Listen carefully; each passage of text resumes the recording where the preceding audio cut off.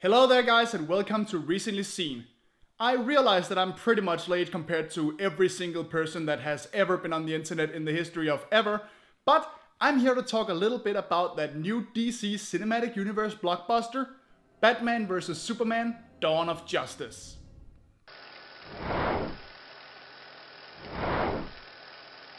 Two years after Superman's battle against Zod and Man of Steel, the world is starting to wonder whether or not Superman is actually doing everything he can and should for the world. This draws the attention not just of Gotham City's vigilante Batman, but also of the psychotic Lex Luthor. Luthor, using Batman's already existing paranoia against him, manipulates the two into fighting each other, keeping a little trump card ready in case he will have to destroy them both. Can Superman and Batman settle their differences and stop Luthor's evil plans? No matter how you feel about director Zack Snyder's overall style, it's undeniable that the man knows how to put together an epic action scene. They're few and far between, but when punches start flying and superpowers start being put on display, the movie becomes a hell of a sight. The majority of the cast also do a pretty great job as their respective characters. Lawrence Fishburne is a great Perry White, Jeremy Irons makes a great Alfred, and as many critics have pointed out, Ben Affleck as Batman is definitely one of the movie's highlights, even if he's a fair bit more murderously trigger-happy and hateful than I personally like. Likewise, Gal Gadot may not be in the movie for very long, but she makes every second count by being so utterly badass as Wonder Woman in every single frame. As a result, any scene where the two of them are just being their superhero selves works really well.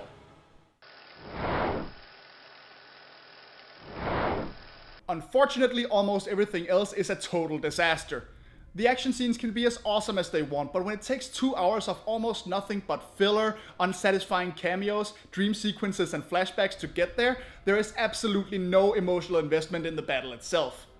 That the battle itself also happens to be resolved in the most ridiculous manner possible doesn't really help matters either.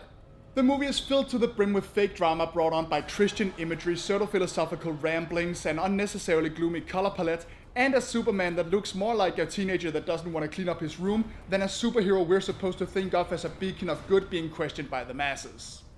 And while Henry Cavill mopes across the screen, Jesse Eisenberg's Luthor is so over the top that he's completely impossible to take seriously. He possesses absolutely none of the character's usual charms, intellect, or ruthlessness, and frankly comes across as a child that has had insanity defined by watching Batman Forever a couple times too many. Basically, in terms of story and character, which is definitely the most important aspect when you're making a movie starring some of the biggest cultural icons in existence, this movie falls completely flat on its face. I feel about Dawn of Justice similarly to how I feel about Zack Snyder's earlier Superman film, Man of Steel. I can definitely see what it's trying to do in some of its more controversial scenes, and I would applaud it if it didn't handle it so utterly tactlessly and then tried to cover it up by smearing everything in grey and blue and treating every character like they're Batman in a different costume. There's nothing wrong with a dark superhero movie, of course not, but there is something wrong with shoehorning characters in there that don't fit that tone for the sake of piggybacking off of earlier successes and then cramming the movie full of pointless cameos in the hopes that no one notices. If Warner Brothers wants their superhero movies to be visually and thematically different from Marvel Studios, that's wonderful, I applaud it, we need that variety.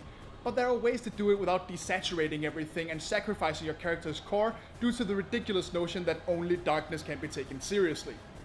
If this is how the rest of the DC Cinematic Universe is gonna be, we're in for a very depressing ride. This has been Recently Seen, and I will see you guys next time.